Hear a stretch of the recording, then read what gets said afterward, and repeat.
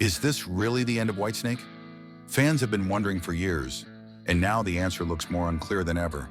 And at the center of it all stands David Coverdale. Back in 2022, Whitesnake was still going strong, or so we thought. But suddenly everything changed. Just 2 weeks before their tour with Scorpions, Coverdale pulled the plug. Guitarist Reb Beach later explained why. According to him, David simply said, "I'm exhausted, darling. That's it. I'm exhausted and I just can't do it." It was that simple. He canceled everything, just days before hitting the road.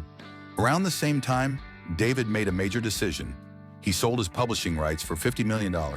That's right, $50 million. This move raised eyebrows. Many began to wonder, was this the first step toward retirement? Reb Beach admitted, "He told me to leave some equipment at his house in case we do something, but that was 3 years ago. Nothing happened since then." For Reb, the idea of a full comeback seems unlikely. He said that maybe, just maybe, Coverdale could do 5 shows in Las Vegas, but a world tour? That looks impossible now. David hates traveling, and at 72 years old, he doesn't really need to anymore.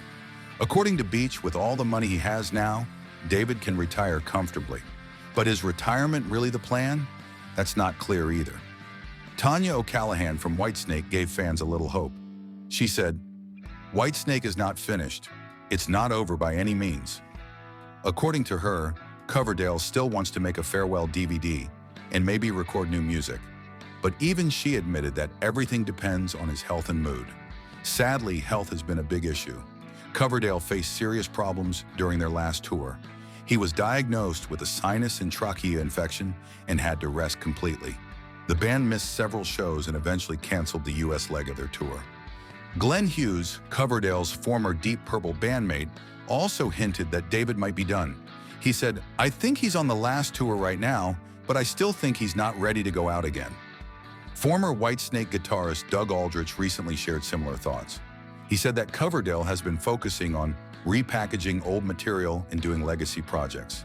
According to Doug, he's enjoying his retirement right now. He also mentioned that you never say never, but for now, David seems happy staying off the road.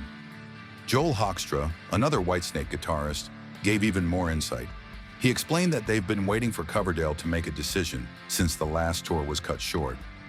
Joel praised David for being a great boss and friend, but admitted that the future of Whitesnake is in his hands alone. He said, "Whatever his choice is, he has my full support." Interestingly, David Coverdale himself still talks about music. He revealed plans for a possible farewell studio album. He even wants to invite former members like Adrian Vandenberg and Doug Aldrich to join. In his own words, rather than farewell to this current chapter, it's farewell to a lot of guys that have been involved. So where does this leave Whitesnake? Honestly, in limbo.